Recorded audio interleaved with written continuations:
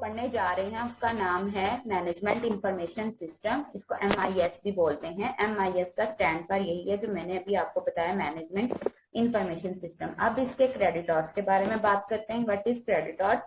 Hours का मतलब घंटे के। इस सब्जेक्ट को हमने एक वीक में कितने घंटे पढ़ना? 3 आवर्स हमने पढ़ना है इस सब्जेक्ट को। लेकिन अब इसकी डिवीजन कैसे हुई है? ये वाला जो फर्स्ट पोर्शन होता है ये हमें थ्योरी को बेस करवा रहा होता है और नेक्स्ट जो पोर्शन होता है ये लैब वर्क को करवा रहा होता है। इट्स मीन कि यहाँ पे 3 के 3 हमने जो थ्योरी में लिख दिए हैं ये कंसीडर करवा रहा है कि ये टोटली थ्योरी बेस्ड सब्जेक्ट है। थ्योरी बेस्ड हमारे पास कोर्स मौजूद है और इसमें कोई लैब नहीं है, जीरो कंसीडर हो रही है। तो इसमें हम टोटली ये देखेंगे कि हमारे पास ओवरऑल थ्योरी में कि हमारे पास मैनेजमेंट इंफॉर्मेशन क्या है, कितनी चीजों को डिस्कस किया गया है, किन पॉइंट्स को डिस्क्राइब किया गया है। स्टूडेंट्स, आज के लेक्चर को स्टार्ट करने से पहले जो हमने प्रीवियस लेक्चर में जो चीजें डिस्कस की थी उनका थोड़ा सा ओवरव्यू लेते हैं कि हमने किन चीजों को डिस्कस किया था। Let's start previous lecture overview.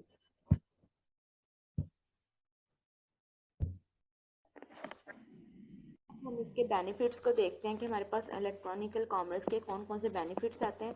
अपनी यहाँ EC से मुराद ही ये है कि इलेक्ट्रॉनिकल कॉमर्स आ जाती है। अब यहाँ पे benefits of EC to organization, अब ये ऑर्गेनाइजेशन को कितने बेनिफिट्स देती है इसको कंसिडर करते हैं। Expand the market place to national and international markets with minimal capital outlay. A company can easily and quickly locate more customers, the best suppliers and business partners world wide. अब यहाँ पे ये कह रहा है कि जितनी भी आपकी मार्केट प्लेस है जिसमें नेशनल और इंटरनेशनल मार्केट की वैल्यूज आती हैं, आपका कैपिटल क्या आ रहा है, आप कंपनी के बारे में किस तरह से लोकेट कर रहे हैं, कस्टमर से कैसे डीलिंग कर रहे हैं, ये बिजनेस पार्टनर्स के अंदर रहते हुए काम होता है। और वर्ल्ड वाइड क्या होता है? पूरी दुनिया में रहते हुए हम इस काम को अपने पार्टनर्स और सप्लायर्स के दरमियान में कैसे लेकर जाते हैं, उसको कैसे एक्सप्लेन करवाते हैं कि ये काम हमने इस तरह से लेकर गए हैं और उसको हमने ये चीज़ों को एक्सप्लेन करवाया। Decrease the cost of creating, process, distributing, storing and retrieving paper based information, administrative cost to 85%, electronical payment and 95% cheaper and so on. अच्छा, ये जितनी भी हमारी कॉस्ट है ना प्रोसेसिंग डिस्ट्रीब्यूशन की, इसमें हमने जो मेन काम हमारा आया वो ये है कि स्टोर करें एंड रिट्राइव करें। किसको स्टोर करना है?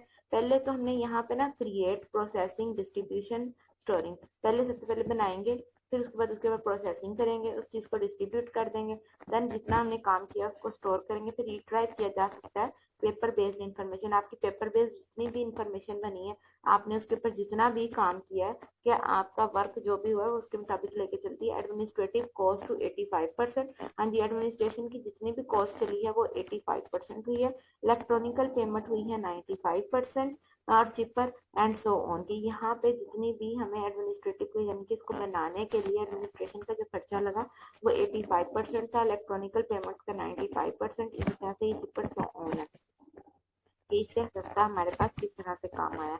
अब हम इसकी फर्दर जो डिटेल्स है उसको पढ़ते हैं। ऑर्गेनाइजेशन के लिए क्या हमारे बेनिफिट्स हो सकते हैं इलेक्ट्रॉनिक कॉमर्स के। अच्छा, ये मुख्तलिफ एस्पेक्ट से ना हम इलेक्ट्रॉनिक कॉमर्स के जो बेनिफिट्स हैं उनको पढ़ रहे हैं। अलो reduced inventories and overhead by facilitate grant pools type supply management in the type process starts from customer orders and use just in time manufacturing। कि हम लोग जितना भी टाइम है अपना रिड्यूस कर लें ओवरहेड फैसिलिटेट करने के लिए करंट टाइप सप्लाई मैनेजमेंट को। इस टाइप में हम क्या करते हैं, अपने कस्टमर्स के ऑर्डर्स और उनकी जितनी भी चीज़ें हैं उनको इन टाइम मैन्युफैक्चर करेंगे, फिर उसको आगे प्रोसेस करेंगे। This process enables extensive customization of the products and services which provides competitive advantage to its implementers। कि अपनी जितनी भी प्रोसेसर होगी ना कंप्यूटर की, वो हमारे क्या होगी, प्रोडक्ट्स या सर्विसेज को देखते हुए फर्दर वर्किंग करवाएगा, उनकी कम्पिटेटिव एडवांटेजेस को देखेगा, उनकी इम्प्लीमेंटेशन टाइम से मुकम्मल करवाएगा। Dissemination telecommunication cost internet much cheaper than commerce net. कि हम लोग अपनी जितनी भी टेलीकम्युनिकेशन की कॉस्ट है या हमारा जितना भी वर्क है इंटरनेट पे वो चीपर देन है कॉमर्स से। कॉमर्स मतलब हमारी जितनी भी कॉमर्स चल रही है या वर्किंग हमारी जो भी हो रहा है वो सबसे हमें सस्ती वैल्यूज देता है, उनके मुताबिक रखते हुए वर्क करवाता है। Improved image, improved customer services, new found business partners, simplified process, increased productivity, eliminating paper, expanding access to information, reduce transportation cost, increase flexibility। अच्छा, अब ना हमें जितने भी हमें डिजैमिनेट हुए ना, या जितने भी हमारे फीचर्स जो निकल गए हैं, जो हमारे कॉस्ट में इफेक्ट डाल रहे थे, यानी हमारी कॉस्ट को इंक्रीज कर रहे थे, उन सारे फैक्टर्स को हमने देखा कि टेलीकम्युनिकेशन के इंटरनेट की जो प्राइसेस है वो हमने करनी है। हमें सारा काम अब इंटरनेट पे करना है। अब ये नहीं कि हमें अलग से फोन भी चाहिए, सारा काम भी चाहिए, उसके मुताबिक वर्क नहीं करना। यानी कि आपको एक एक चीज का नहीं करना पड़ेगा। आपके पास अगर इंटरनेट है तो आप व्हाट्सएप के थ्रू कॉल्स भी कर सकते हैं, पैकेजेस भी कर सकते हैं। आपको ये नहीं कि आपको दूसरी कॉल्स की जरूरत पड़ेगी। Improve image, improve product, customer service, ये फॉन्ट, ये सारी चीजें तो हमने इम्प्रूव की हैं। अब ये प्रोडक्टिविटी की, अब जो चीजें एलिमिनेट की हैं उसके अंदर क्या चीज आती है? पेपर एलिमिनेट हो गया।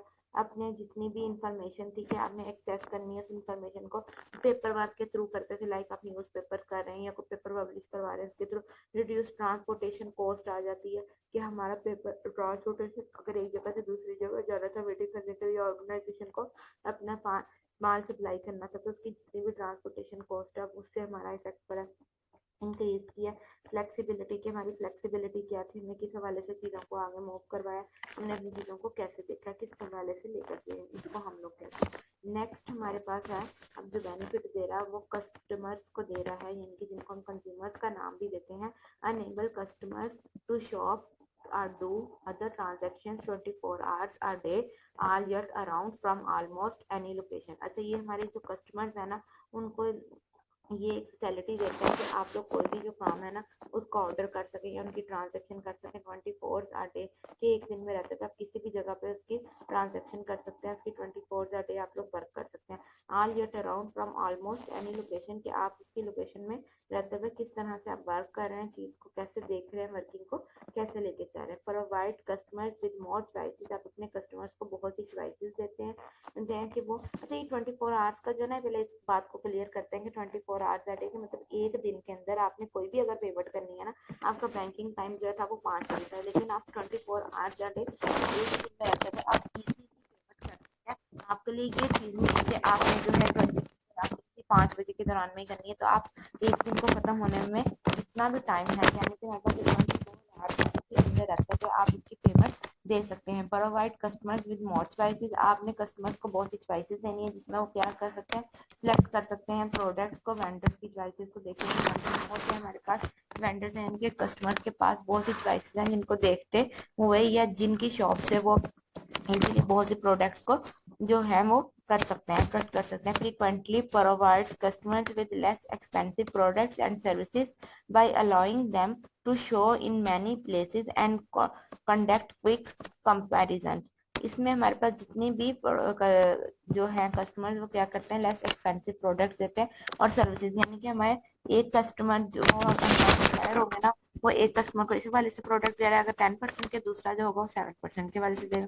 तो जो कस्टमर होगा उसको जहाँ बेनिफिशियल अपना पॉइंट लगेगा वो हमेशा वहाँ से चीज को देखेगा। तो हम एक ही चीज है, लाइक कपड़ा है, कोई इसको एक दुकान से हम खरीदने के लिए हमें मुख्तलिफ दुकानों पर देखते हैं, जहाँ उसका बेनिफिशियल फील होता है, हम उस हवाले से कंपेरिजन करते हुए अपना कंडक्ट जो जितना भी डिसीजन है कंडक्ट करते हैं, क्विक डिसीजन लेते हैं। नेक्स्ट हमारे पास आता है, in some cases specially with digitalized products easy allows quick delivery. अच्छा, यहाँ पे बहुत से केसेस में ऐसे हैं जिनमें हमें डिजिटलाइज प्रोडक्ट्स होती हैं कि हमने अपनी जो प्रोडक्ट्स उनको कैसे सेल आउट करना है। इलेक्ट्रॉनिकल कॉमर्स हमें क्या अलाउ करती हैं, क्विक डिलीवरी की। आपकी क्विक डिलीवरी कैसे हो रही है, आप चीजों को कैसे परफॉर्म करें। Makes it possible to participate in virtual options में हम लोग कैसे पार्टिसिपेट कर सकते हैं अपने पॉसिबल को देखते हुए। Allow customers to interact with other customers in electronical communications and exchange ideas as well as compare experiences. आ जाते हैं कि हम अपने एक्सपीरियंसेस या अपने आइडियाज को देखते हुए किस तरह से वर्क कर रहे हैं, अपने कंपेयर कर रहे हैं एक्सपीरियंसेस को। Facilitate competition which result in substitution discount, के हमारे पास जितने भी हमने कंपटीशन बनाए उनके रिजल्ट्स को देखते हुए, सब्स्टिटेंशियल को देखते हुए हमें क्या डिस्काउंट मिला है, किस हवाले से हम लोग उसके ऊपर वर्क कर रहे हैं, कैसे अपनी चीजों को लेकर चल रहे हैं, तो हम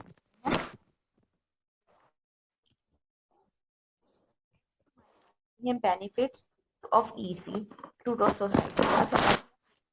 ऑर्गेनाइजेशन के हवाले से भी देख लिया कि ऑर्गेनाइजेशन की कौन सी चीजें जो एलिमिनेट हो जाती हैं या किन चीजों की इंक्रीज होता है, और इस तरह हमने बेनिफिट्स उनके भी देख लिए, जो कस्टमर्स हैं उनको क्या क्या बेनिफिट्स मिलते हैं ई कॉमर्स के अंदर। अब जो मेन बेनिफिट्स आते हैं वो एक सोसाइटी के लिए आते हैं, यानी कि एक माशरे के ऊपर क्या असरअंदाज होता है इलेक्ट्रॉनिकल कॉमर्स, या वो क्या चीजें प्रोवाइड करते हैं electronical commerce. Enables more individuals to work at home and to do less traveling for shopping, resulting in less traffic on the roads and lower air pollution। अच्छा, ये जो ओवरऑल एक बेनिफिट दिया है ये सोसाइटी के लिए है कि अगर हम लोग घर बैठे शॉपिंग कर रहे हैं या कोई भी काम कर रहे हैं तो हमारा ट्रैवलिंग का जो होगा ना वो लेस हो जाएगा, तो शॉपिंग के लिए जाने वाले लोगों की तादाद कम हो जाएगी, और जिसकी वजह से ट्रैफिक भी जो होगी ना रोड पे वो भी कम होगी, और हमारे पास लोअर एयर पोल्यूशन के आपके पास जितना भी हवा में जो आलूदगी फैलती है उसकी मिकदार कम से कम हो जाएगी। Allow some merchandise to be sold at lower price so less affluent people can buy more and increase their standards of living। अच्छा, बहुत से जो मर्चेंडाइज हम ताजर को कहते हैं अपनी लोअर प्राइस पे सेल करते हैं, जिससे लोग जो होते हैं ना बहुत सी चीजें परचेज कर सकते हैं, और उनकी जिससे स्टैंडर्ड ऑफ लिविंग के उनके रहन सहन का अंदाज जो है वो बढ़ता है या इंक्रीज होता है। Enable people in third world countries and rural areas to enjoy products and services that otherwise are not available for them। कि जितने भी पीपल हैं वो क्या करते हैं अपनी थर्ड वर्ल्ड कंट्री को देखते हुए या रूरल एरियाज को देखते हुए इंजॉय करते हैं अपने प्रोडक्ट्स को और सर्विसेज को जिनके अंदर वो अवेलेबल नहीं होते फॉर देम, कि वो अपनी जितनी भी चीजें हैं उनको देखते हुए किस तरह से करते हैं अपने प्रोडक्ट को अवेलेबल करते हैं, कि अब वो चीज अवेलेबल अगर नहीं है रूरल एरियाज में, या जो ऐसी चीज है जो कि वो दूर से आ रही है, या कुछ जो गांव के लोगों को चीज चाहिए, शहर के लोगों को ऐसी चीज चाहिए जो गांव के एरिया में अवेलेबल है, तो वो ऑनलाइन जितना भी अगर गाँव में इसको चलाएं तो वो उसके दूर दराज के इलाकों से भी वो चीज को परचेज कर सकते हैं, अपनी जरूरत की चीज को ले सकते हैं। This include opportunities to learn profession and earn quality degrees. अच्छा, इसके अंदर ना ई कॉमर्स में ये भी एक फायदा होता है कि बच्चे स्टूडेंट्स जो होते हैं ना वो इसके अंदर डिग्रीज करते हैं, तो जिससे हमारी सोसाइटी को फायदा मिलता है, प्रोफेशन भी आता है, और यहाँ पे जो इंस्टीट्यूट्स हैं उनको भी अपॉर्चुनिटी होती है उनके पास भी कि वो इसके थ्रू अर्निंग कर सकते हैं। I am EC facilitate delivery of public services, healthcare, education, distribution of government social services, cost reduction, improve quality. अब ये यहाँ पे क्या करता है इलेक्ट्रॉनिकल कॉमर्स जितनी भी फैसिलिटीज देता है वो क्या करता है पब्लिक सर्विसेज आ जाती हैं उसमें, आपकी हेल्थ केयर डॉक्टर्स की सर्विसेज आ जाती हैं, एजुकेशन डिस्ट्रीब्यूशन जितनी भी सोशल सर्विसेज है इनकी हमारे पास क्वालिटी से इम्प्रूव होती है, और कॉस्ट रिडक्शन, कॉस्ट सबसे पहले रिडक्शन जो होती है वो इस बात पे होती है कि हमारी जो कॉस्ट है आने जाने की ट्रैफिक का, हमें सबसे बड़ा फायदा ही ये है कि हमारा जो रेंट है वो बच जाता है, जिसे हम फेयर का नाम देते हैं वो बच जाता है, उसके मुताबिक ही हम सबसे अच्छा इफेक्ट पड़ता है कि हमारा सबसे पहला तो उन्होंने कहा कि एयर पोल्यूशन कम हो जाती है, फिर हमारा स्टैंडर्ड बढ़ता है, दूसरा हम अपनी प्रोडक्ट्स कहीं से भी दुनिया किसी भी कोने से परचेज कर सकते हैं, फिर चौथा उन्होंने कहा कि इसको प्रोफेशन के तौर पर भी यूज किया जा सकता है, पांचवा पॉइंट ये फैसिलिटीज हमें देते हैं कि हम हेल्थ केयर, एजुकेशन, डिस्ट्रीब्यूशन इनसे भी हमारी जो क्वालिटी है वो इम्प्रूव होती है, और कॉस्ट, ये सारे इम्पैक्ट जितने भी हैं हमारे सोसाइटी पे आते हैं। इसके ये इलेक्ट्रॉनिकल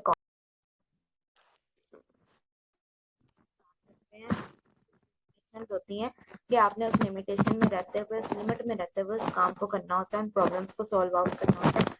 फर्स्टली हमारे पास जब हम डिस्कस कर रहे हैं इलेक्ट्रॉनिकल कॉमर्स को, EC stand for electronical commerce, the limitation of EC, limitations of EC में सबसे पहले जहां हमें लिमिटेशन की प्रॉब्लम आती है टेक्निकल्स में आ जाती है, इन्हीं के अंदर रहते हुए बाउंडनेस है कि आपने इन्हीं के अंदर रहते हुए काम को आगे लेके जाना। There is a lack of system security, reliability and some communication protocols. यहाँ पे हमारे पास लैक ऑफ सिस्टम के ऐसा सिस्टम मौजूद है जिसमें कुछ कमी पाई जाती है, फिर सिक्योरिटी है या रिलायबिलिटी हमारे पास आते हैं, कुछ कम्युनिकेशन प्रोटोकॉल्स हैं कि हमारे कुछ कम्युनिकेशन प्रोटोकॉल्स को देखते हुए इस सिस्टम के अंदर ये कमी पाई जाती है कि हमें सिक्योरिटी का सिस्टम आ जाता है या रिलायबल आ जाता है या कुछ ऐसा कोई प्रॉब्लम आ जाता है जो हमारे सिस्टम को डैमेज कर देता है, ये टेक्निकल सबसे बड़ी प्रॉब्लम है। The software development tools are still evolving and changing rapidly. जितने भी सॉफ्टवेयर के डेवलपमेंट के टूल्स हैं वो इन्वॉल्व होते हैं और उनके अंदर जितनी भी रेपिटेशन हो रही है उनको रैपिडली हम रखते हुए वर्क करवाते हैं कि हमने चीज़ों को कैसे चेंज करना है, चीज़ों को कैसे आगे मूव करना है। It's difficult to integrate the internet and easy software with some existing application and databases के ये जितने भी इंटीग्रेट करते हैं इंटरनेट के रिसोर्सेज जितने भी हमारे पास होंगे इलेक्ट्रॉनिकल सॉफ्टवेयर उनके एग्जिस्टिंग एप्लीकेशन एंड डेटाबेसेस को देखते हुए पहले से मौजूद जितनी भी हमारे पास एप्लीकेशन हैं या डेटाबेसेस हैं उनको देखते हुए हम वर्क करवा रहे हैं, चीज़ों को आगे लेके जा रहे हैं। इंटीग्रेट का मतलब होता है उसमें से कुछ पार्ट लेना और उसके साथ दूसरी चीजों को जोड़ना, कि पहले से ही मौजूद जो चीजें हैं उनके अंदर कोई नई चीज इन्वेंट करना वो कहता है डिफिकल्ट हो जाता है इसके अंदर कोई भी नई चीज को इन्वेंट करना। Vendors may need special web services and other infrastructure in addition to the network service. अच्छा, जो वेंडर्स होते हैं ना उनको हमारे पास स्पेशल किस्म के वेब सर्विस की जरूरत होती है, जितने भी इंफ्रास्ट्रक्चर होते हैं, ताकि वो इसके अंदर रहते हुए वेब सर्विसेज को देख सके, उनके नेटवर्क को सर्विसेज दे सके। कितने भी नेटवर्क है उन सबको सर्विसेज प्रोवाइड की जा सके, उन चीज़ों के अंदर रहते हुए काम को आगे से आगे ले जाया जा सके। उनका इंफ्रास्ट्रक्चर क्या है, चीज़ों के अंदर वर्किंग कैसे हो रही है, उनके addition some IT software might not fit with some hardware or may be incompatible with some operating system or other components। ये हमारा इलेक्ट्रॉनिकल कॉमर्स के जितने भी सॉफ्टवेयर हैं वो फिट नहीं होते अदर हार्डवेयर के साथ और ये इनकम्पैटिबल होते हैं कुछ ऑपरेटिंग सिस्टम को देखते हुए या दूसरे कंपोनेंट्स को देखते हुए, कि हम दूसरे कंपोनेंट्स को कैसे देख रहे हैं या हम अपने ऑपरेटिंग सिस्टम को देखते हुए दूसरे कंपोनेंट्स के साथ वर्किंग कैसे लेके जा रहे हैं, चीज़ों को कैसे वर्क करें। अच्छा, ये टेक्निकल की प्रॉब्लम थी। तो पहले तो हमने कहा कि हमें लैक ऑफ जो सिक्योरिटी की प्रॉब्लम आती है, फिर डेवलपमेंट टूल्स जो होते हैं उनके अंदर हमें कोई चेंजिंग करनी है तो वो प्रॉब्लम हमें फेस करनी पड़ती है कि अगर कोई चेंजिंग करनी पहले से मौजूद है ये डिफिकल्ट वर्क होता है। फिर वेंडर्स के लिए स्पेशल किस्म के सर्वर्स चाहिए जो उनके साथ इंफ्रास्ट्रक्चर कर सकें, इंफ्रास्ट्रक्चर क्रिएट कर सकें। इलेक्ट्रॉनिकल कॉमर्स में जितने भी सॉफ्टवेयर होते हैं उनके अंदर कुछ हार्डवेयर आते हैं जो कंपैटिबल होते हैं कुछ ऑपरेटिंग सिस्टम को देखते हुए या उनके कंपोनेंट्स को देखते हुए। नेक्स्ट हमारे पास आता है नॉन टेक्निकल। अच्छा, अब यहाँ पे मेरी एक टेक्निकल चीज़ें प्रॉब्लम आई थी, सारी चीज़ों की प्रॉब्लम्स को देखना पड़ता है। ये technical technician non technical person है उनके लिए कौन कौन से जो प्रॉब्लम्स हैं या क्या लिमिट्स हैं उसके अंदर रहते हुए उन्हें वर्क करना पड़ता है, और फिर अगर वो इस लिमिट से एक्सीड कर दें तो उनको कौन से प्रॉब्लम्स आ सकते हैं। Cost and justification in house it may be very high mistake due to lack of experience may result in delays 34%, 8%। अच्छा, 34 ये वो कहने का मकसद ये है कि जस्ट कॉस्ट जस्टिफिकेशन कि अगर वो एक घर के अंदर एक प्रोजेक्ट लगा रहे हैं या वो इंटरनेट का कनेक्शन दे रहे हैं, नॉन टेक्निकल जितने भी हैं, तो वो उसकी कॉस्ट और जस्टिफिकेशन देखते हुए कि एरिया है इस एरिया के हिसाब से हमें इतनी कॉस्ट लगानी है, इतनी वर्किंग लेके जानी है, कितनी लेके जानी है, उसकी लैक ऑफ एक्सपीरियंस क्या, उसका रिजल्ट कैसा जा रहा है और डिले हमें क्या करवा रहा है, किस हवाले से वर्क करवा रहा है। अब आता है lack of trust and user resistance. Most important point है कि अगर जो लगवाने वाला है उसका हमारे ऊपर ट्रस्ट ही नहीं है या हमारे उसके दरमियान में कोई रुकावट आ रही है वो हम पे ट्रस्ट नहीं कर पा रहा, तो हमारा सबसे बड़ा नुकसान ही यहाँ पे ये होता है। Customer do not trust an unknown faceless seller. ठीक है, जब उन्होंने जिसको जानते ही नहीं है कस्टमर कैसे हमारे पे बार कर सके, उसको वो बाई फेस नहीं मिले या जिसके ऊपर उन्होंने उनके बारे में जाना ही नहीं है। Prepare paperless transaction and electronical money, कि आपके पास जितने भी पेपरलेस ट्रांजैक्शन हुई है उसके ऊपर रखते हुए कितनी इलेक्ट्रॉनिकल मनी उसके अंदर काम को लेकर जाया गया। अदर लिमिटिंग फैक्टर्स कौन से होते हैं, वो फैक्टर्स जो कि लिमिट के अंदर रहते हुए वर्क करते हैं। Many legal issues on as yet unresolved, के जितने भी लीगल इश्यूज हैं वो जितने भी होंगे उनके अंदर रहते हुए फर्दर वर्किंग करेंगे। And government regulation and standards are not defining enough for many circumstances, के आपके सर्कमस्टांसिस को देखते हुए कौन से लीगल इश्यूज हैं जिनके अंदर रहते हुए रिजॉल्व किया जा रहा है, गवर्नमेंट के रेगुलेशंस हैं और उनको रिफाइन नहीं किया जा सकता कि कौन से सर्कमस्टांसिस हैं, कौन से हालात जो हैं वो ऐसे पैदा हो गए हैं जिनको देखते हुए हम फर्दर वर्किंग नहीं कर सकते, कि काम को आगे नहीं ले जा सकते, कि लीगल इश्यूज कौन कौन से आते हैं। नेक्स्ट हमारे पास आते हैं electronical commerce as discipline still evolving and changing rapidly, many people are looking for more stable areas before they enter into it. अच्छा, ये हमारे पास कहते हैं कि जब एक डिसिप्लिन में हम रहते हैं ना, तो हमें ये देखना पड़ता है कि वो जो एरिया है क्या वो इसके अंदर इन्वॉल्व है, इसके अंदर रहते हुए हम इसके अंदर नेट का कनेक्शन लगा सकते हैं, या किसी ऐसे घर से हमें कॉल आ गई कि उस एरिया में इंटरनेट का कनेक्शन ही नहीं है, टावर ही नहीं है, तो क्या हमारे लिए पॉसिबल होगा?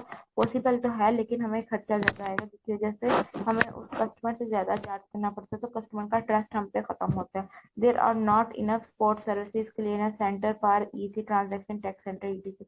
अच्छा, वो कहता है कि टैक्स सेंटर्स जो होता है ना, ये चीजें नहीं मौजूद और यहाँ पे फिर वो, या फिर इलेक्ट्रॉनिकल कॉमर्स में जो क्लियरेंस सेंटर होते हैं, उन्हें कोई सपोर्ट सिस्टम चाहिए, तो किसी ऐसा जगह पे जहाँ पे वो जाके ये काम कर सकें, और अगर इन मौजूद है तो सबके लिए वो इनफ नहीं है कि वो सबको ये डील कर सकें। In most application there are not yet enough sellers and buyers for profitable electronical operation, electronical commerce operation. बहुत सी एप्लीकेशन जो होंगी ना, वो क्या करती हैं कि वो इनफ नहीं होती कि अपने सेलर्स और बायर्स को प्रॉफिटेबल इलेक्ट्रॉनिकल ऑपरेशन प्रोवाइड कर सकें, कि उसके अंदर रहते हुए वर्क कर सकें। EC could result in break down of human relation. अच्छा, यहाँ से इसका एक रिजल्ट जो सबसे बड़ा नुकसान है कि इसके ह्यूमन रिलेशन ये खराब कर सकता है, उनको तोड़ सकता है, ब्रेक करवा सकता है। Access to the internet is still expensive और inconvenient for many potential customers। जो जितनी भी एक्सेस है ना इंटरनेट की, वो हमारे पास एक्सपेंसिव होती है या इनकन्वीनियंट, बहुत से पोटेंशियल कस्टमर्स को देखते हुए हमें कौन कौन से प्रॉब्लम्स का सामना करना पड़ सकता है। इस तरह से प्रॉब्लम आ सकती है कि जितनी भी एक्सेस है इंटरनेट की, वो एक्सपेंसिव है या इनकन्वीनियंट है, बहुत से प्रोफेशनल नहीं। नेक्स्ट हमारे पास अब एग्जांपल्स आती हैं इलेक्ट्रॉनिकल पेमेंट की पर ई कॉमर्स में। अच्छा, ये वन बाय वन करके हम देखते हैं। तो सबसे पहले पेमेंट सिस्टम है कि कौन कौन से पेमेंट सिस्टम इन्वॉल्व है, उन सबकी डिस्क्रिप्शन है। नेक्स्ट हमारे पास क्या है, कमर्शियल एग्जाम्पल है कि उनकी कमर्शियल एग्जाम्पल्स किस तरह से वर्क कर रहे हैं। पहले हमारे पास आता है digital card payment. Digital card payments क्या होता है, इसको हम लोग देखते हैं। Digital credit card payment system में हमारे पास क्या चीजें आती हैं कि किस तरह से हम लोग इसको वर्क करते हैं, इसकी डिस्क्रिप्शन देखते हैं। Secure services for credit card payment on the internet that protect information and transmitted among users merchant sites and processing banks. अच्छा, यहाँ पे ये क्या करता है कि हमारे पास जितनी भी डिजिटल क्रेडिट कार्ड की पेमेंट हुई है, उस सिस्टम के अंदर वो कहता है कि ऐसा सिस्टम है जिसके जरिए आप इंटरनेट के थ्रू अपनी पेमेंट या इन्फॉर्मेशन जो है मर्चेंट साइट पे वो सबमिट करवा सकते हैं। और ये प्रोसेसिंग जितनी भी होती है बैंक्स के थ्रू होती है, जिसमें बैंक की आप ऑनलाइन ऐप इस्तेमाल करते हुए आप लोग उसके ऊपर अपनी ट्रांजेक्शन करवा सकते हैं। कमर्शियल एग्जाम्पल जो है वो इसकी ई चार्ज, इलेक्ट्रॉनिकल चार्जेस आ जाती हैं। डिजिटल वॉलेट क्या है, ये मैंने आपको बताया था कि डिजिटल वॉलेट वो वॉलेट होता है जिसके अंदर हम खुद से पैसे रखवाते हैं, या हमने कोई चीज रिटर्न की होती है तो उसकी कुछ अमाउंट इसके अंदर आ जाती है। डिजिटल वॉलेट के अंदर आता है software that stores credit card and other information to facilitate payment for goods through the web. कि वेबसाइट के अंदर रहते हुए हम किस तरह से अपनी पेमेंट्स, अपनी सर्विसेज दूसरे इंसान तक पहुंचा सकते हैं। MSN wallet, merchant master card wallet, AOL quick checkout. ऐसे ये एग्जांपल्स हैं कि हमने MSN वॉलेट रखा है या मास्टर कार्ड वॉलेट है, जो कि हमारा क्विक चेकआउट देता है कि जिसके थ्रू हम अपनी पेमेंट फौरन कर सकते हैं, क्योंकि इसमें कोई थर्ड पार्टी इन्वॉल्व नहीं होगी। इसके अंदर जितनी पेमेंट होगी वो डायरेक्टली उतर जाएगी, इसमें बैंक प्रोसेसिंग की जरूरत नहीं पड़ती। अब थर्ड जो हमारे पास आता है पेमेंट सिस्टम है क्यूमुलेटेड बैलेंस पेमेंट सिस्टम। इस सिस्टम में क्या आता है, cumulates micro payment purchases are debit balance that must be paid periodically on credit card or telephone bills। अब यहाँ पे इसको क्या कहते हैं, इमीडिएट पेमेंट सिस्टम आ जाती है कि एक पेमेंट के अंदर रहते हुए किस तरह से हम अपनी माइक्रो पेमेंट कर रहे हैं, अपने डेबिट कार्ड को पेड कर रहे हैं पीरियोडिकली, और उनके ऊपर टेलीफोन बिल्स को देखते हुए वर्क करवा रहे हैं। स्टोर्ड वैल्यू पेमेंट सिस्टम कि आपका ऑलरेडी सिस्टम जो है वो वैल्यू के अंदर रहते हुए किस तरह से वर्क कर रहा है, पेमेंट को आगे कैसे लेके जा रहा है। Enable customers to make instant payment to merchandise based on the value. अच्छा, on the value stored in a digital account, इसमें हमारे पास ई अकाउंट आ जाते हैं। और American Express blue smart card, ये American Express blue smart card है जिसके अंदर ऑलरेडी पेमेंट स्टोर है, उसको देखते हुए फर्दर वर्किंग करवाई जा रही है। अब आते हैं डिजिटल कैश पे। अच्छा, आगे हमने पेमेंट कराई, अब हमने कोई चीज पर हमने की है करेंसी, हमने चीज परचेज करनी है। Digital currency that can be use micro payments are larger पर परचेज के आपके पास पे कैश पड़ा हुआ डिजिटल, जिसको परचेज करने के लिए आप लोग यूज कर रहे हैं ecoins.net। अब ये ecoins इसकी एग्जांपल है जिसके थ्रू हम लोग कैश पेमेंट हमारी जितनी भी थी ऐसे परचेज कंपनी में ये हमारे अपने हैं, हम अपनी मर्जी को मर्जी देना चाहें। पीयर टू पीयर तकरीबन ऊपर वाला सेम बन जाता है। पेमेंट सिस्टम इसमें क्या करते हैं, send money using the web to individuals और vendors who are not set up to accept credit card payments. कि वो क्रेडिट कार्ड की जो पेमेंट्स होती हैं उसको नहीं एक्सेप्ट कर पाते, उसके अंदर वर्किंग नहीं कर सकते। इसको पे बॉल सिस्टम में बोलते हैं, या याहू डायरेक्ट पेमेंट सिस्टम आ जाती है। अब डिजिटल चेकिंग में आते हैं। अब जितना भी हमने काम कर लिया, अब हमें अगर कस्टमर की बजाय ऑर्गेनाइजेशन साइड पे है तो हमें इसकी चेकिंग भी करनी पड़ती है कि हमारे पास जितनी भी पेमेंट है वो पहुंची है कि नहीं पहुंची। इसमें डिजिटल चेकिंग में हमें मिलता है electronical check with secure digital signature. Digital signatures को देखते हुए हम कैसे वर्क करते हैं, Western Union money zap e check के वेस्टर्न यूनियन को देखते हुए कि हमने कैसे वेस्टर्न यूनियन में रखते हुए अपनी चेक को कैसे सबमिट करवाया। Electronic billing presenter and payment system किस तरह से हमने अपनी पेमेंट या सिस्टम को आगे बढ़ाया। Spot electronical payment for online and physical store purchase of goods and services after purchase has been taken.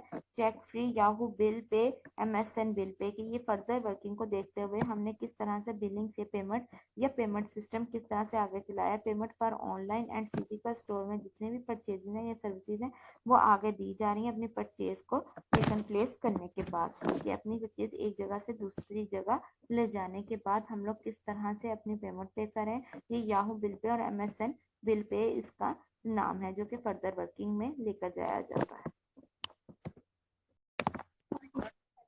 Overview ले चुके हुए हैं, अब हम आज जो टॉपिक पढ़ना है उस लेक्चर को स्टार्ट करते हैं। Let's start today's lecture now. Data warehouses. अब डेटा वेयर हाउस क्या होता है कि डेटा का रिकॉर्ड रखना, उसके बारे में इंफॉर्मेशन लेना, उसके ऊपर रहते हुए फर्दर वर्किंग करना। अब ये जितनी भी टर्म होती है डेटाबेस में थी, इसलिए हमने यहाँ पे मेंशन किया कि डेटाबेस डेटाबेस इन MIS की मैनेजमेंट इंफॉर्मेशन सिस्टम है। हम डेटाबेस को देखते हैं। इसमें data flow for operational systems CRM and ERP, customer relationship management ERP, enterprise resources management to a data warehouse DW। data warehouse से D for data, W for warehouse, which is a special database or repository of data that has been prepared to support decision making applications ranging from simple reporting and querying to complex optimization। Data flow system के अंदर हमारे पास जो सबसे बड़ी चीज़ ये आती है कि हमारा जितना भी डाटा उसको प्रिपेयर किया जाता है डाटा मेकिंग के डिसीजन एप्लीकेशन लेने के लिए, उनकी रेंजिंग ली जाती है एप्लीकेशन की रिपोर्ट बनाने के लिए, और उनके ऊपर जितना भी कम्प्लेक्स ऑपरेशन हुआ होता है उसके अंदर फर्दर देखते हुए हम लोग क्यूरी सेलेक्ट करते हैं कि हमारा काम जो है वो किस बेस पे काम को आगे ले जाया जा रहा था। DW is constructed with methodologies mainly metadata are data marts branches databases which are databases for departments e.g. marketing or specific function। अच्छा, अब इसमें नाम उसने लिया डिफरेंट मेथडोलॉजीज का, जिसमें सबसे पहले मेनली उसने बात की है मेटा डाटा की। मेटा डाटा होता है data with in data. For example मैं इसकी आपको एक नॉर्मल एग्जाम्पल के साथ बताती हूँ कि इसमें आप मेटा डाटा कैसे देख सकते हैं। कि मैं एक स्टूडेंट है, उससे पूछती हूँ आपका नेम क्या है, ठीक है, ये उसका नेम है। अब उसका मैं पूछती हूँ कि आपके फादर नेम क्या है, या आप in which class do you read, या फिर मैं उससे क्वेश्चन करती हूँ कि आप कौन से सेमेस्टर में पढ़ रहे हैं, या फिर आपका सेक्शन कौन सा है, आपका एड्रेस क्या है। कितने क्वेश्चन आगे, वो एक ही पर्सन है, मेरे पास एक नाम था सानिया, एक नेम है, उस नेम के आगे फर्दर मैंने उससे और क्वेश्चन किए तो मेरे पास एक डाटा से फर्दर डाटा निकल आया। इसको हम लोग कहते हैं डाटा के अंदर डाटा होना मेटा डाटा। और डाटा नेक्स्ट ब्रांचेस की ब्रांचेस कितनी जा रही हैं, डेटाबेसेस के डिपार्टमेंट कौन से, मार्केटिंग के वाले से क्या स्पेसिफिक फंक्शंस किस तरह से। Originally include only are historical data that are organized and summarized for end users for easily view or manipulate data। जितना भी हम डाटा है जिनको इंक्लूड करते हैं, हम हिस्टोरिकली डाटा को लेकर चलते हुए ऑर्गेनाइज करते हैं और उनको समराइज करते हैं एंड यूजर्स के लिए, आखिरी यूज के लिए जो कि इजीली व्यू कर सकते हैं, अपने डाटा को मैनिपुलेशन में लेके जाते हैं। Today some data warehouses including current date by net for real time decision support collected in so called data marts branches DB and micro DB। कि हमारे पास जितना भी डाटा है वो आजकल की करंट डेट में क्या कर रहा है, रियल टाइम डिसीजन लेता है कि ऐसी स्पोर्ट फैसला करता है, फिर उसके मुताबिक उसके अंदर डाटा के अंदर जितनी भी ब्रांचेस आती हैं डाटाबेसेस की, जिन्हें माइक्रो डाटाबेसेस कहते हैं या सिंपल डाटाबेसेस का नाम दिया जाता है। Development of data base mechanisms आ जाती हैं। extensions of databases आ जाती हैं, connected with the multitude and variety of the data processed in the system toward creating a data warehouses आ जाती है। जब क्लियर एक्सटेंशन जितनी भी चलती है डेटाबेसेस की, उसके अंदर जितना भी डाटा होता है वो कंपैटिबल करता है अपने डाटा को लेते हुए, उनके अंदर क्रिएट करता है डाटा वेयर हाउसेस को कि आपका डाटा जो है उसकी एक्सटेंशन क्या है, उसके फर्दर ब्रांचेस क्या है, उनकी डेवलपमेंट कैसे हो रही है।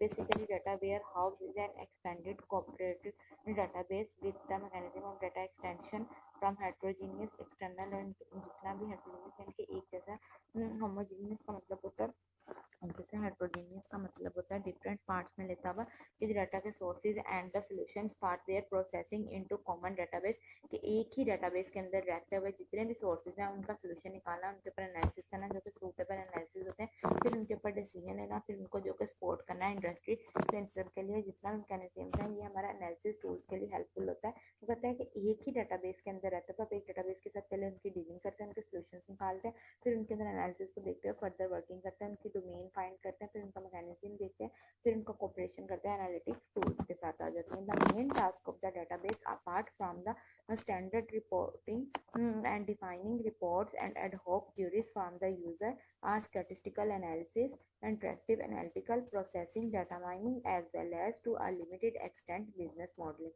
कि business modeling के अंदर रहते हुए जितना भी टास्क होगा कि उसके अंदर हम कैसे वर्क कर सकते हैं, उनके अंदर क्यूरीज क्या है, क्या उनके अंदर हम अपने एनालिसिस को अट्रैक्टिव प्रोसेसेस को देखते हुए वर्क कर सकते हैं, डाटा माइनिंग की ब्रांचेस क्या, लिमिटेड एक्सटेंट क्या है, उसके अंदर मॉडल्स कौन कौन से आते हैं, ये हमारा मेन टास्क होता है। So the above shows there occurred at quality अच्छा जी, हमें क्वालिटेटिव चेंज हमने देखा है जो कि at the level of main source of information in the sense system, main source को यानी कि मेन बेसिक पार्ट को देखते हुए हम किस तरह से उसके अंदर चेंजिंग को फर्दर लेकर जाते हैं। नेक्स्ट हमारे पास आते हैं बिजनेस एनालिसिस आ जाती हैं। अब हमने डिसीजन सपोर्ट सिस्टम के अंदर मॉडल बेस को हमने पढ़ा था, उसी के ऊपर देखते हुए हमने बिजनेस के एनालिसिस को देखना है कि हम एक बिजनेस के अंदर रहते हुए अपना एनालिसिस कैसे ले रहे हैं, उस चीज़ के ऊपर वर्क कैसे कर रहे हैं, उसका एनालिटिकल लेवल क्या है। There are many software tools for users to create on demand reports and queries and analysis data.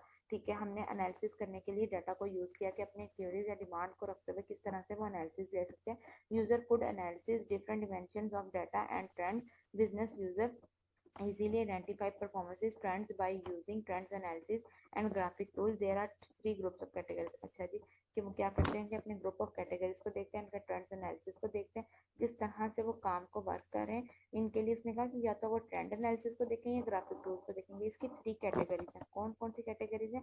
Number 1 report and queries, number 2 advance analysis, number 3 data text and web mining आ जाती है। जब report and queries का word आता है तो इसके नाम से जाहिर है कि जितना भी डाटा हमने डिस्कवरी किया, इन्फॉर्मेशन किया, उनको मल्टी डिमेंशनल लगाया, तो वो सारा डाटा यानी कि आपने रिपोर्ट बनानी है, उसके ऊपर फर्दर रहते हुए उसका मेन पॉइंट सर्च करके उसके अंदर वर्किंग करनी है। एनालिसिस के अंदर क्या करते हैं, हमने अपने स्टैटिस्टिकल, फाइनेंशियल, मैथमेटिकल जितने भी मॉडल्स होते हैं उन सबका एनालिसिस करके देखना है कि हमारा डाटा एंड इन्फॉर्मेशन किस वे में वर्क कर रहा है और किस तरह से हमें उसके बारे में इन्फॉर्मेशन मिलेगी। Data text and web mining क्या होता है कि ऐसा डाटा जिसके अंदर हम सर्च करते हैं कि हमारा अम्बिवियस रिलेशनशिप क्या है, इन्फॉर्मेशन क्या है, हमारा लार्ज डाटाबेस किस तरह से इंटेलिजेंटली टूल को लेकर चल रहा है, इसमें न्यूरल कंप्यूटिंग क्या है, एडवांस स्टैटिस्टिकल मॉडल कौन से हैं, हमें क्वांटिटेटिव डाटा या टेक्स्ट वेब डाटा इस तरह से हमें कैसे लेकर चल रहा है, किस तरह से हम इसके अंदर रहते हुए वर्क को आगे मूव करवा रहे हैं। अब नेक्स्ट हमारे पास आते हैं development of model based mechanism. Development कहते हैं जब हम एक डाटा को कंपेयर करते हैं प्रेजेंट सिस्टम के साथ,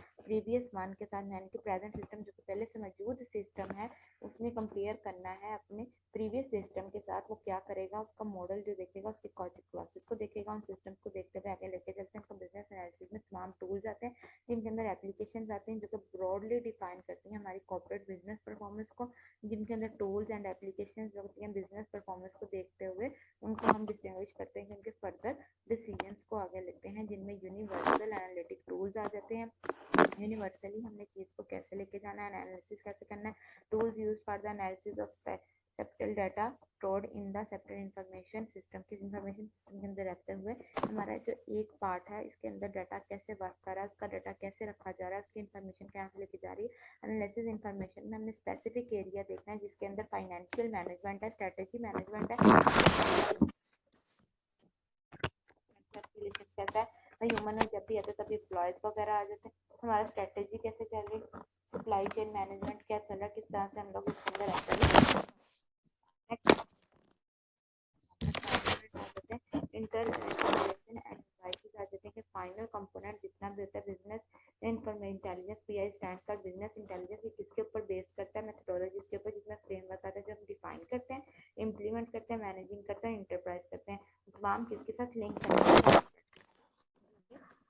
फैक्चुअल मेयर्स है कि हमारे फैक्चुअल मेयर्स के अंदर रहते हुए किस तरह से डाटा वर्क करता है, डाटा को आगे ले जाया जाता है, चीज़ों को कैसे एक्सप्लेन।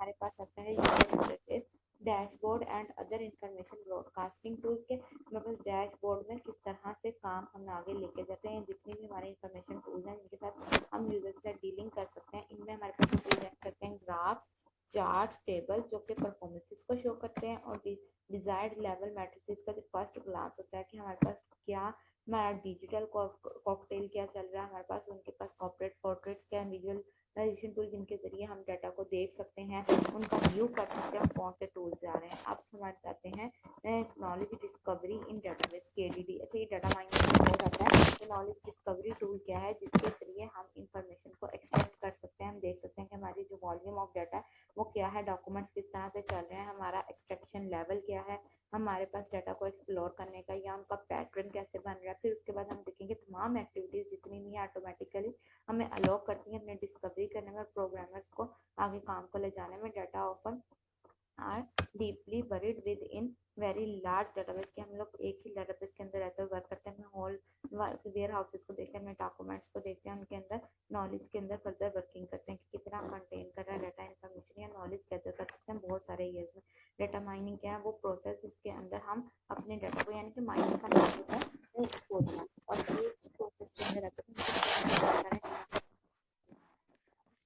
कंपोनेंट्स पे आते हैं, कंपोनेंट्स में हमारे पास डाटा सोर्सेज आते हैं जो कि टेक्निकल स्टाफ आता है, build the data warehouse, organising, summarising and standardisation. Data warehouse environment में फीचर कंपोनेंट्स, इंटेलिजेंस कंपोनेंट्स आते हैं, business analytic environment, business user access, multiplication manipulation result आ जाती है, performances and strategy managers, executive business performances management, strategies कौन कौन सी जा रही है उसके ऊपर रहते हुए कैसे वर्क कर रहा है, यूजर इंटरफेस, ब्राउजर पोर्टल के यूजर के अंदर कैसा इंटरफेस बनाता है, ब्राउजर का पोर्टल अंदर ये डाटा वो कैसे काम करता है। पहले हमने एनवायरनमेंट देखा, फिर बिजनेस का एनालिसिस कराया, उनके ऊपर स्ट्रेटेजीज देखी, उनका काम। हम इस लेक्चर को एंड करने से पहले जो हमने आज लेक्चर में पढ़ा है उस लेक्चर का थोड़ा सा ओवरव्यू ले लेते हैं कि हमने आज के लेक्चर में क्या चीजें पढ़ी थी, किन चीजों को डिस्कस किया था। कि let's start today lectures overview.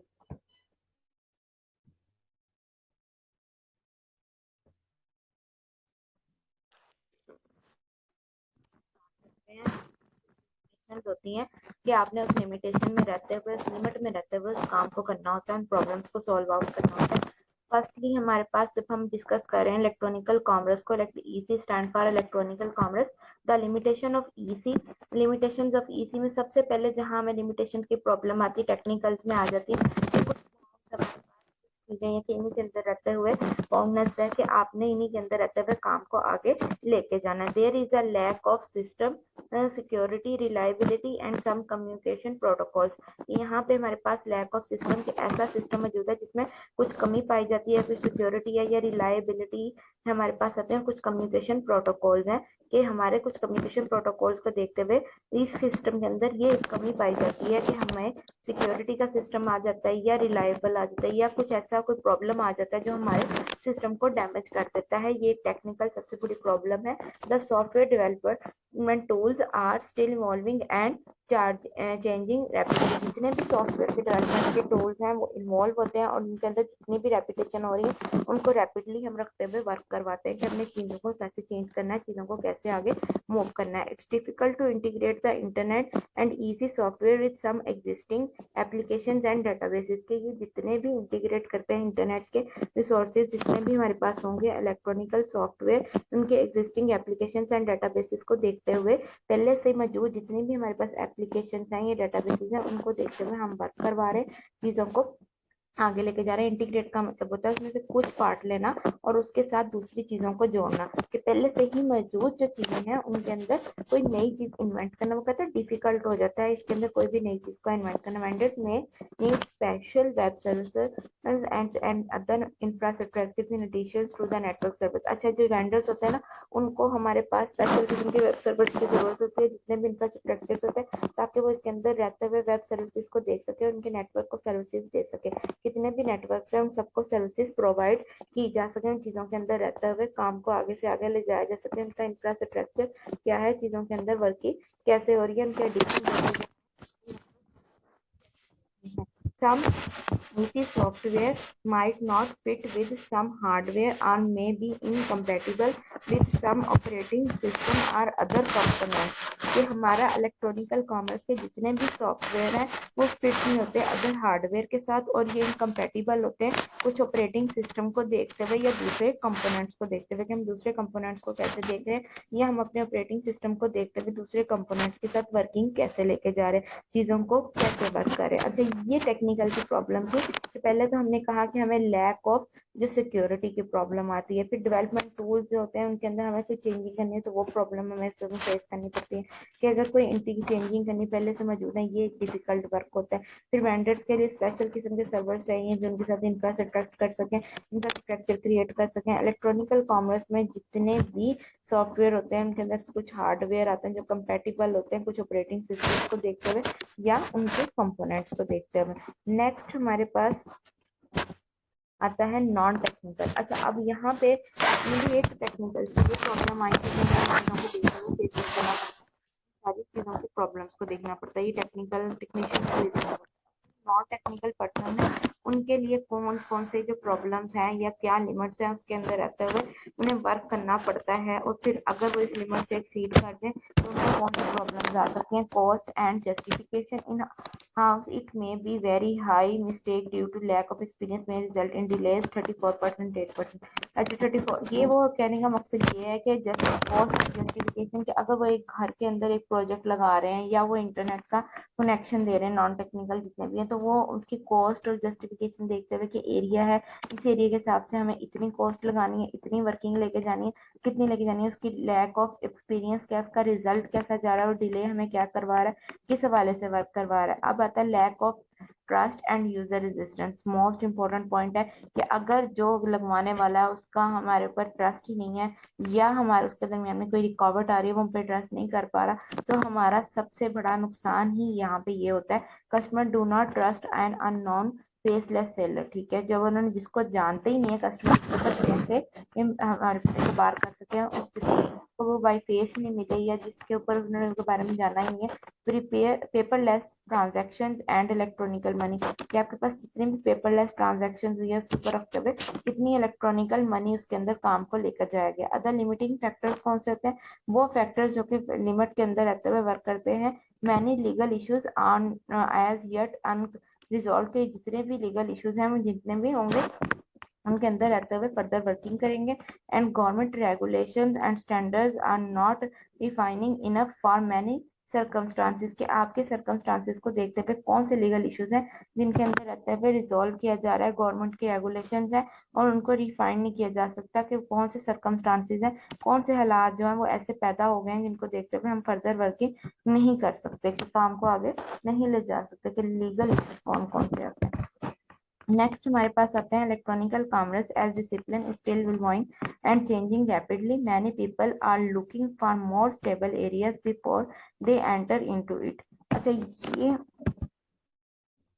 हमारे पास कहते हैं कि जब एक डिसिप्लिन में हम रहते हैं ना, तो हमें ये देखना पड़ता है कि वो जो एरिया है क्या वो इसके अंदर इन्वॉल्व है, इसके अंदर रहते हुए हम इसके अंदर नेट का कनेक्शन लगा सकते हैं, या किसी ऐसे घर से हमें कॉल आ गई कि उस एरिया में इंटरनेट का कनेक्शन ही नहीं है, टावर ही नहीं है, तो क्या हमारे लिए पॉसिबल होगा।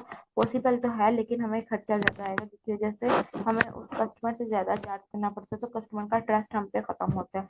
There are not enough support services clearance centre for easy transaction tax centre ETC. अच्छा, वो कहता है कि टैक्स सेंटर्स जो होता है ना, ये इन चीजें नहीं मौजूद, और यहाँ पे फिर वो या फिर इलेक्ट्रॉनिकल कॉमर्स में जो क्लियरेंस सेंटर होते हैं या उन्हें कोई सपोर्ट सिस्टम चाहिए, तो इस वजह से जगह पे जहाँ पे वो जाके ये काम कर सकें, और अगर कहीं मौजूद है तो सबके लिए वो इनफ नहीं है कि वो सबको ये डील कर सकें। In most applications there are not yet enough sellers and buyers for profitable electronical operations electronical commerce operation. बहुत सी एप्लीकेशन जो होंगी ना वो क्या करती हैं कि वो इनफ नहीं होती कि अपने सेलर्स और बायर्स को प्रॉफिटेबल इलेक्ट्रॉनिकल ऑपरेशन प्रोवाइड कर सकें, कि उसके अंदर रहते हुए वर्क कर सकें। EC could result in break down of human relation. अच्छा, यहाँ से इसका एक रिजल्ट जो सबसे बड़ा नुकसान है कि इसके ह्यूमन रिलेशन ये खराब कर सकता है, उनको तोड़ सकता है, ब्रेक करवा सकता है। Access to the internet is still expensive and inconvenient for many potential customers। ये जितनी भी एक्सेस है ना इंटरनेट की वो हमारे पास एक्सपेंसिव होती है या इनकन्वीनियंट, बहुत से पोटेंशियल कस्टमर को देखते हुए हमें कौन कौन सी प्रॉब्लम्स का सामना करना पड़ सकता है। इस तरह से प्रॉब्लम आ सकती है कि जितनी भी एक्सेस है इंटरनेट की वो एक्सपेंसिव है या इनकन्वीनियंट है, बहुत से पोटेंशियल कस्टमर नहीं कर सकते। नेक्स्ट हमारे पास अब एग्जांपल्स आती हैं इलेक्ट्रॉनिकल पेमेंट की पर ई कॉमर्स में। अच्छा, ये वन बाय वन करके हम देखते हैं। इसमें सबसे पहले पेमेंट सिस्टम है कि कौन कौन से पेमेंट सिस्टम इन्वॉल्व है, उन सबकी डिस्क्रिप्शन है। नेक्स्ट हमारे पास क्या है, कमर्शियल एग्जाम्पल है कि उनकी कमर्शियल एग्जाम्पल्स किस तरह से वर्क कर रहे हैं। पहले हमारे पास आता है digital card payment. Digital card payments क्या होता है इसको हम लोग देखते हैं। Digital credit card payment system में हमारे पास क्या चीजें आती हैं कि किस तरह से हम लोग इसको वर्क करते हैं, इसकी डिस्क्रिप्शन देखते हैं। Secure services for credit card payment on the internet that protect information and transmitted among users merchant sites and processing banks. अच्छा, यहाँ पे ये क्या करता है कि हमारे पास जितनी भी डिजिटल क्रेडिट कार्ड की पेमेंट हुई है उस सिस्टम के अंदर वो कहता है कि ऐसा सिस्टम है जिसके जरिए आप इंटरनेट के थ्रू अपनी पेमेंट या इन्फॉर्मेशन जो है मर्चेंट साइट पे वो सबमिट करवा सकते हैं। और ये प्रोसेसिंग जितनी भी होती है बैंक्स के थ्रू होती है, जिसमें बैंक की आप ऑनलाइन ऐप इस्तेमाल करते हुए आप लोग उसके ऊपर अपनी ट्रांजेक्शन करवा सकते हैं। कमर्शियल एग्जाम्पल जो है वो इसकी ई चार्ज इलेक्ट्रॉनिकल चार्जेस आ जाती हैं।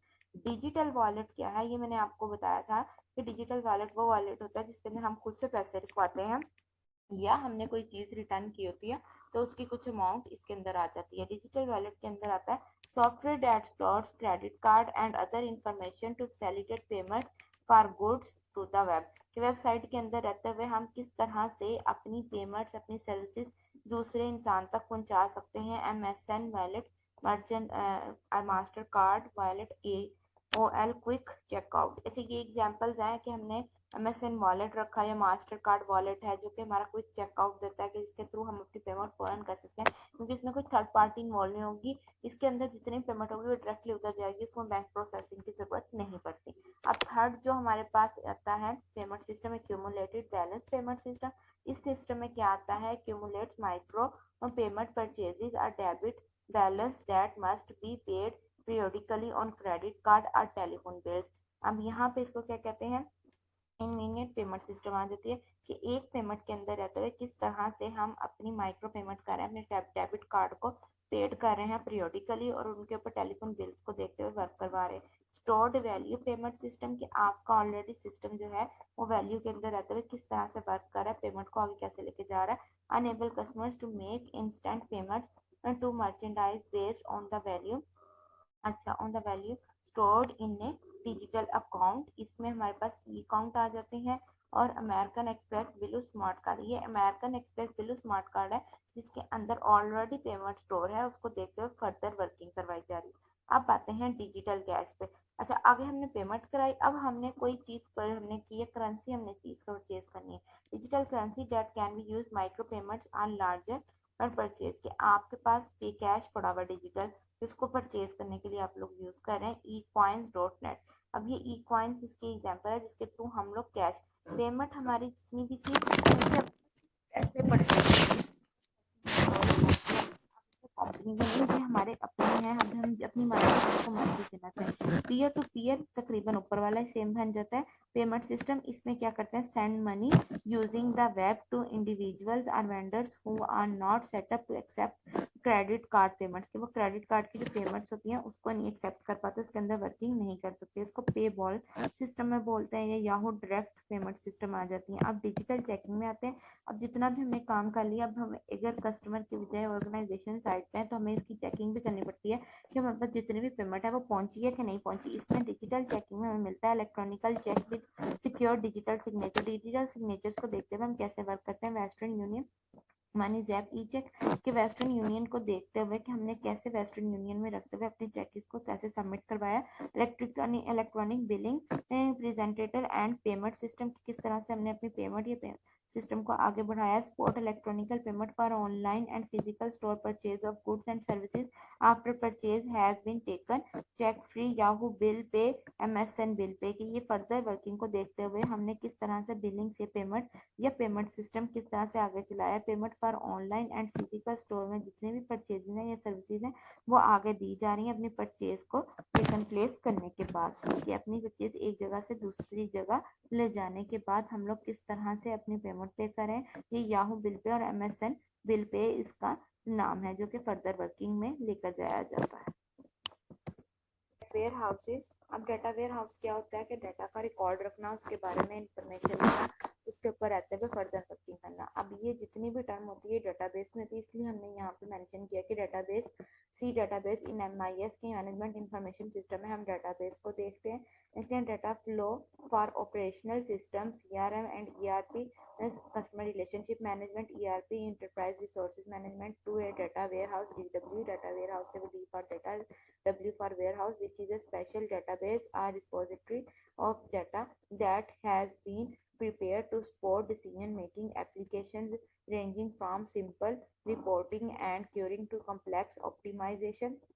डाटा फ्लो सिस्टम के अंदर हमारे पास जो सबसे बड़ी चीज़ ये आती है कि हमारा जितना भी डाटा है उसको प्रिपेयर किया जाता है डाटा मेकिंग के डिसीजन एप्लीकेशन लेने के लिए, उनकी रेंजिंग ली जाती है एप्लीकेशन की रिपोर्ट बनाने के लिए, और उनके ऊपर जितना भी कम्प्लेक्स ऑपरेशन हुआ होता है उसके अंदर फर्दर देखते हुए हम लोग क्यूरी सेलेक्ट करते हैं कि हमारा काम जो है वो किस बेस पे काम को आगे ले जाया जा रहा था। DW is constructed with methodologies mainly metadata are data marts branches databases which are databases for departments e.g. marketing or specific function। अच्छा, अब इसमें नाम उसने लिया डिफरेंट मेथोडोलॉजीज का, जिसमें सबसे पहले मेनली उसने बात की है मेटा डाटा की। मेटा डाटा होता है data with in data. For example मैं इसकी आपको एक नॉर्मल एग्जांपल के साथ बताती हूँ कि इसमें आप मेटा डाटा कैसे देख सकते हैं कि मैं एक स्टूडेंट है, सबसे में आपका नेम क्या है, ठीक है, ये उसका नेम है। अब उसका मैं पूछती हूँ कि आपके फादर नेम क्या है, या आप in which class do you read, या फिर मैं उससे क्वेश्चन करती हूँ कि आप कौन से सेमेस्टर में पढ़ रहे हैं, या फिर आपका सेक्शन कौन सा है, आपका एड्रेस क्या है।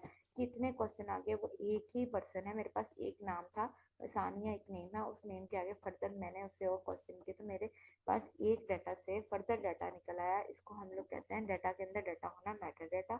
और डाटा मैक्स ब्रांचेस के ब्रांचेस कितनी जा रही हैं, डाटाबेसेस के डिपार्टमेंट कौन से, मार्केटिंग के हवाले से क्या स्पेसिफिक फंक्शंस किस तरह से।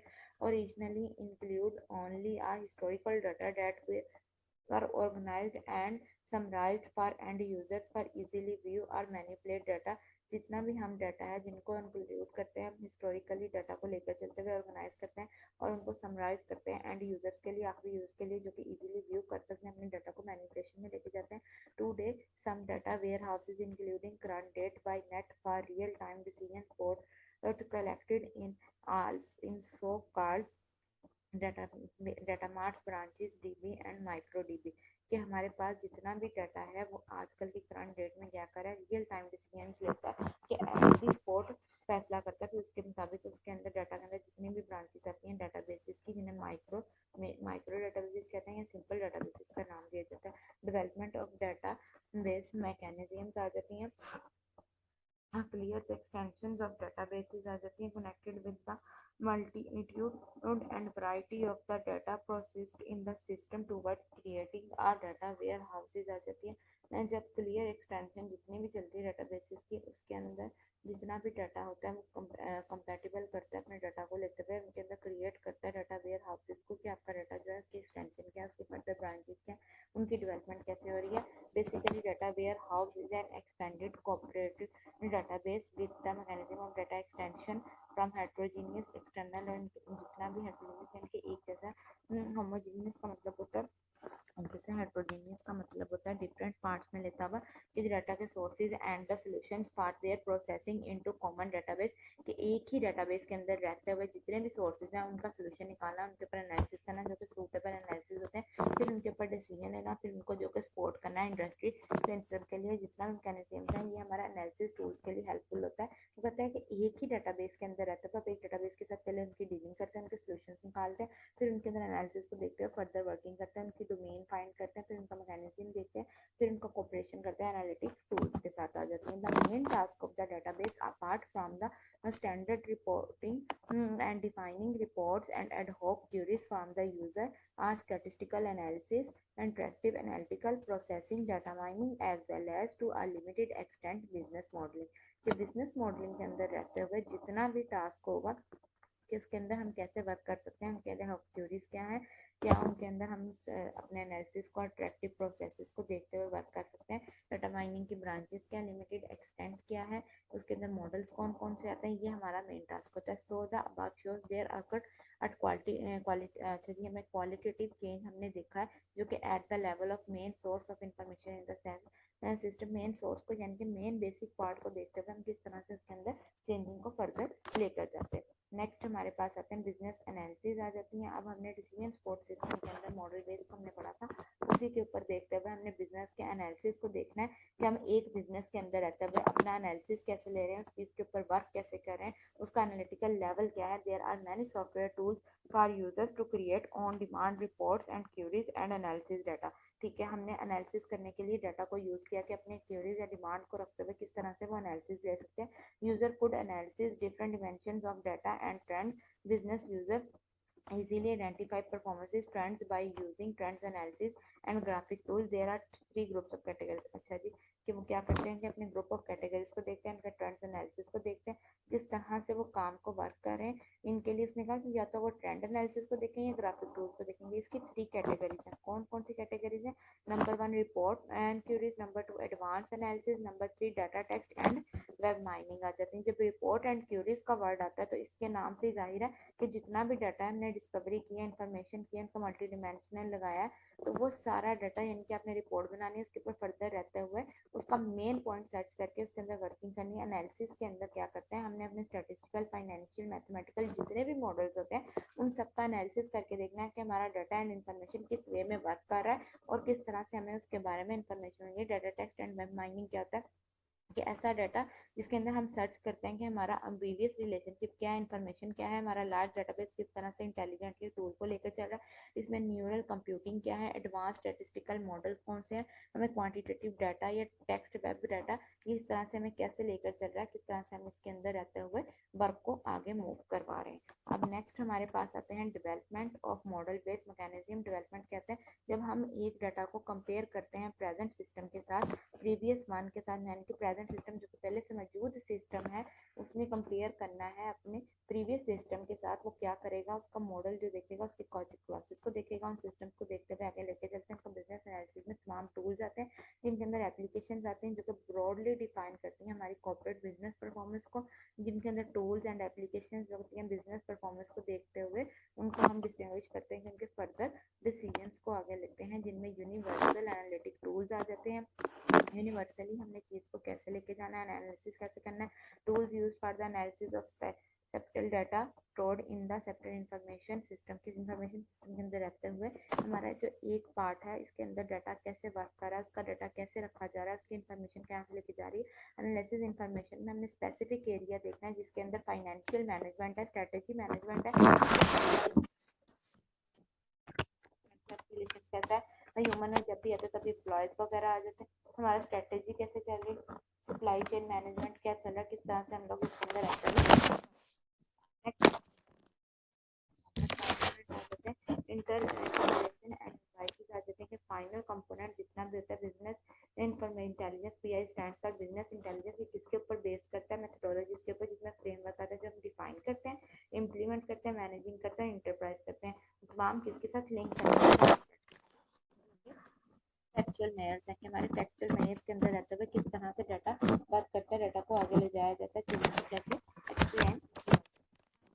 हमारे पास आता है user interface, dashboard and other information broadcasting tools के हमारे पास डैशबोर्ड में किस तरह से काम हम आगे लेके जाते हैं, जितनी भी हमारे इंफॉर्मेशन टूल्स हैं जिनके साथ हम यूजर के साथ डीलिंग कर सकते हैं, इनमें हमारे पास प्रेजेंट करते हैं ग्राफ, चार्ट्स, टेबल जो कि परफॉर्मेंसेस को शो करते हैं, और डिजायर्ड लेवल मैट्रिसेस का जो फर्स्ट ग्लांस होता है कि हमारे पास क्या हमारा डिजिटल कॉकटेल क्या चल रहा है, हमारे पास उनके पास कॉर्पोरेट पोर्ट्रेट्स क्या, विजुअलाइजेशन टूल जिनके जरिए हम डाटा को देख सकते हैं, उनका व्यू कर सकते हैं, कौन से टूल्स जा रहे हैं। अब हमारे आते हैं नॉलेज डिस्कवरी इन डेटाबेस, केडीडी। अच्छा, ये डाटा माइनिंग हो जाता है। तो नॉलेज डिस्कवरी टूल क्या है, जिसके जरिए हम इंफॉर्मेशन को एक्सट्रैक्ट कर सकते हैं, हम देख सकते हैं कि हमारी जो वॉल्यूम ऑफ डाटा है वो क्या है, डॉक्यूमेंट्स किस तरह से चल रहे हैं, हमारा एक्सट्रैक्शन लेवल क्या है, हमारे पास डाटा को एक्सप्लोर करने का या उनका पैटर्न कैसे बन रहा है। फिर उसके बाद हम देखेंगे तमाम एक्टिविटीज जितनी भी ऑटोमेटिकली हमें अलाउ करती हैं अपने डिस्कवरी करने में, प्रोग्रामर्स को आगे काम को ले जाने में। Data often are deeply buried within very large database के हम लोग एक ही डेटाबेस के अंदर रहते हुए वर्क करते हैं, होल वेयर हाउसेस को देखते हैं, हमें डॉक्यूमेंट्स को देखते हैं, उनके अंदर नॉलेज के अंदर फर्दर वर्किंग करते हैं कि कितना कंटेन कर रहा है डाटा, इन्फॉर्मेशन या नॉलेज गैदर कर सकते हैं बहुत सारे ईयर्स में।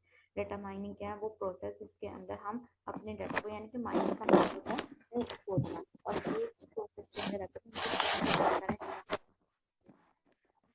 कंपोनेंट्स पे आते हैं, कंपोनेंट्स में हमारे पास डाटा सोर्सेज आते हैं जो कि टेक्निकल स्टाफ आता है, build the data warehouse, organising, summarising and standardisation. Data warehouse environment में फीचर कंपोनेंट्स, इंटेलिजेंस कंपोनेंट्स आते हैं, business analytic environment, business user access, multiplication, manipulation result आ जाती हैं, performances and strategy managers, executive business performances management, strategies कौन कौन सी जा रही हैं उसके ऊपर रहते हुए कैसे वर्क कर रहा है, यूजर इंटरफेस, ब्राउजर पोर्टल के यूजर के अंदर कैसा इंटरफेस बनाता है, ब्राउजर का पोर्टल अंदर ये डाटा को कैसे काम करता है। पहले हमने एनवायरनमेंट देखा, फिर बिजनेस का एनालिसिस कराया, उनके ऊपर स्ट्रेटेजीज देखी, उनका काम। आज के लेक्चर में भी पॉइंट्स हैं उन सबको हमने डिस्कस कर लिया है, उन सबको हम क्लियरली अंडरस्टैंड कर चुके हैं, उनका ओवरव्यू देख चुके हैं, प्रीवियस का ओवरव्यू देख चुके हैं, अच्छी तरह हर पॉइंट को डिस्कस कर चुके हैं, उनको हमने डिस्क्राइब कर लिया, एलैबोरेट कर लिया है। Now this is end of the lecture. Allah Hafiz.